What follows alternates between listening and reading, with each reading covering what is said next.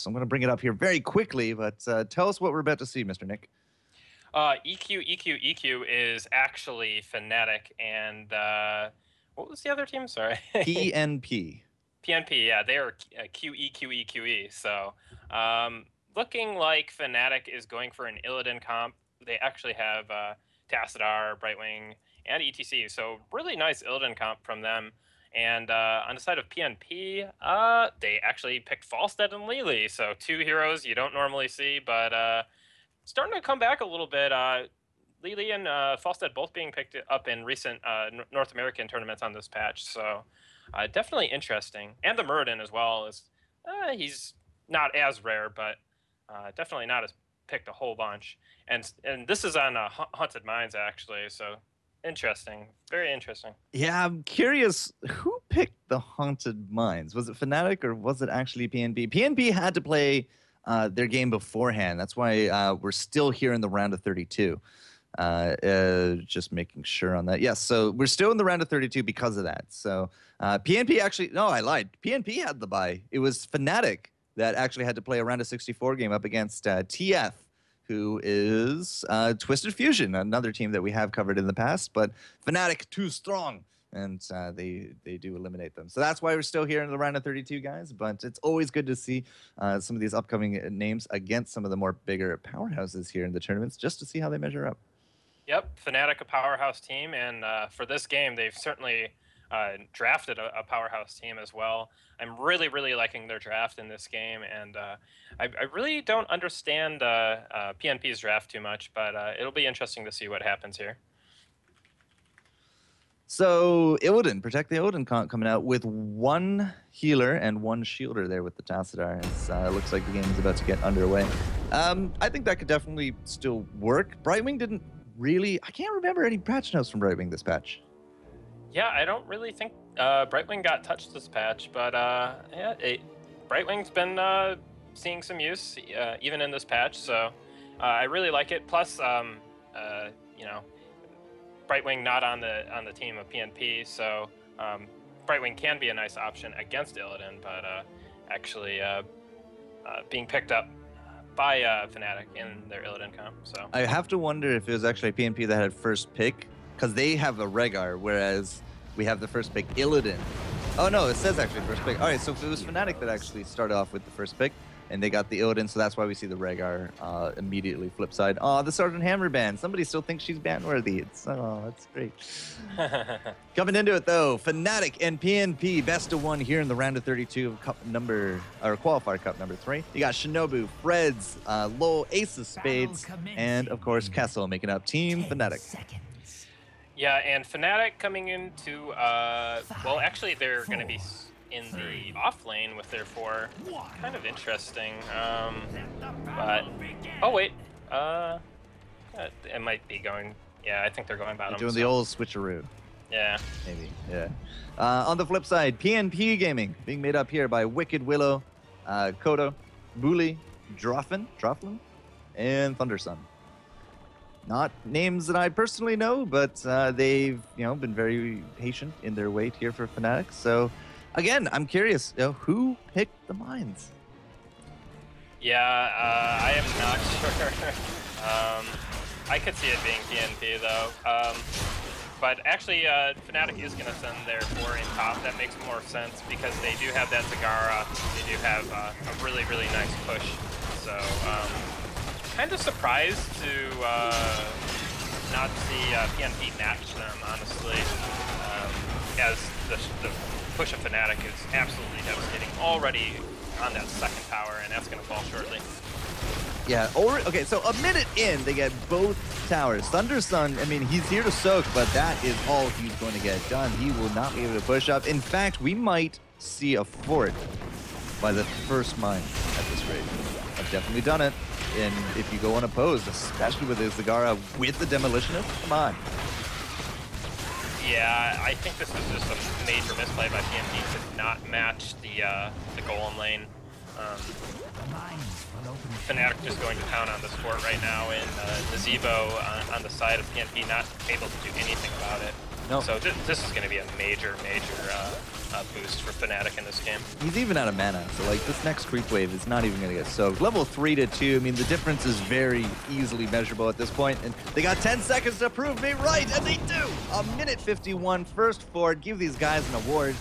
Kessel has just been absolutely fantastic on the defense down here with those shields. He has kept up both towers. They don't have any ammo, but going into the mines, they're almost down a full level. They are down a full level at this point. And wow, is it ever dark down here? You just cannot be this far behind on Haunted Mines. You cannot allow that to happen.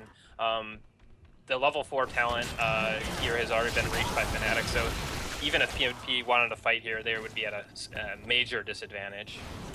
So that's why you're not seeing any kind of big fight. But right now, PnP haven't left mines.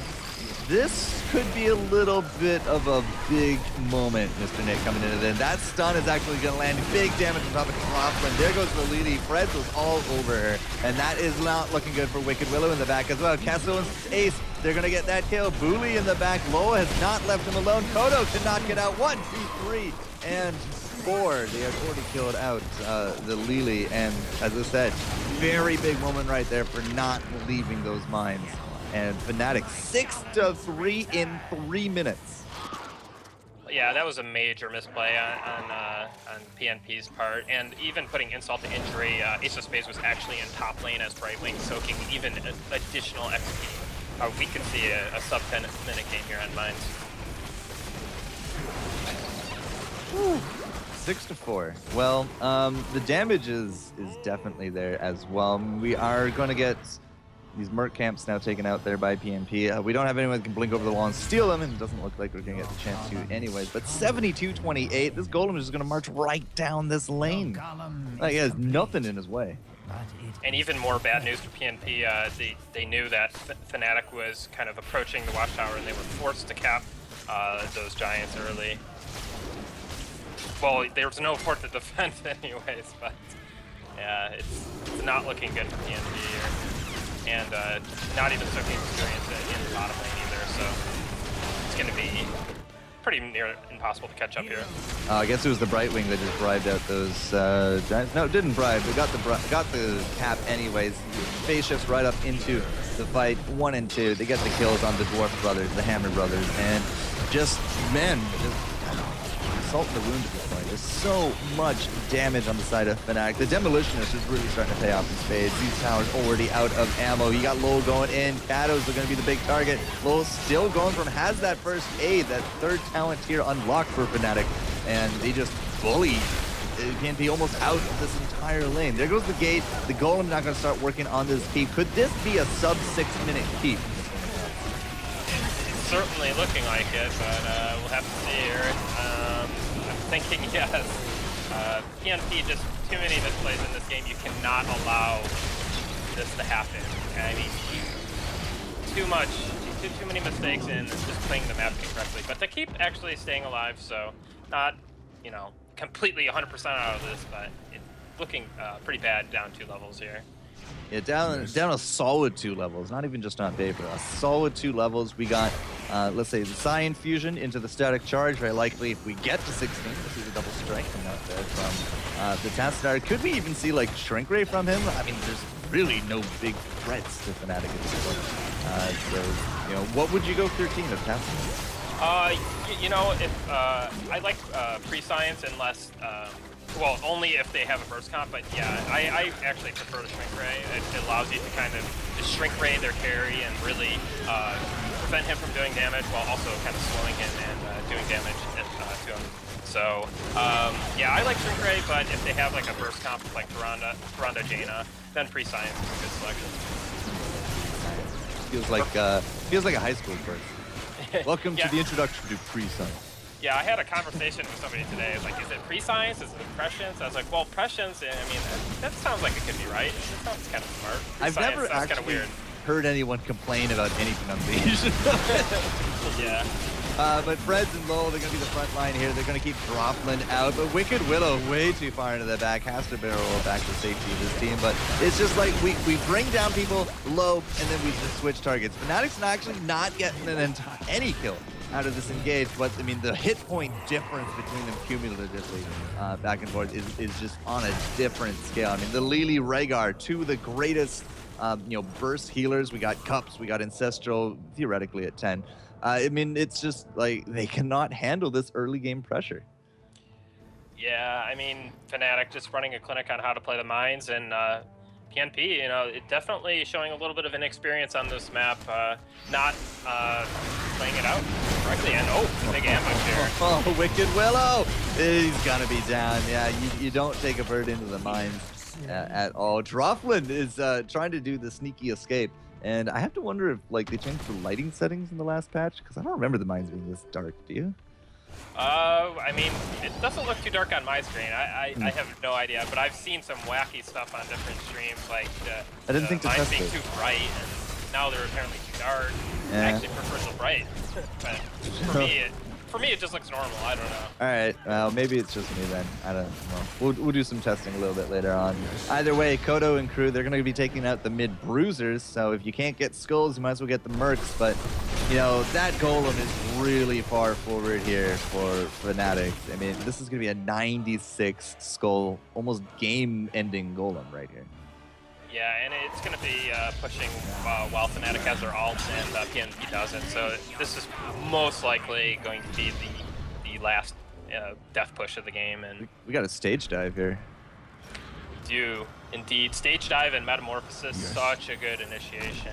So much damage and just in-your-face combination there. And we do have the Blink Heal from Brightwing. I really like Blink Heal when you're running a dive comp, because you're just able to get in there and keep diving with your Illidan and keeping him healed. Yeah, and I mean, just like the same commentary about do we need a shrink ray against this team? Well, do you need an Emerald Win?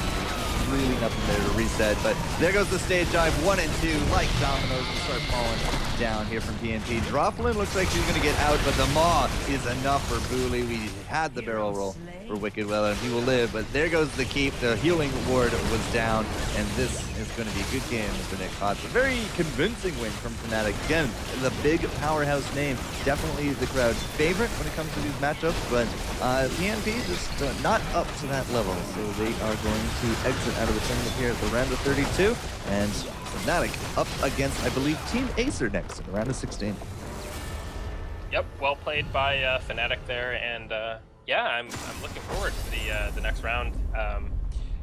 You said it was Fnatic versus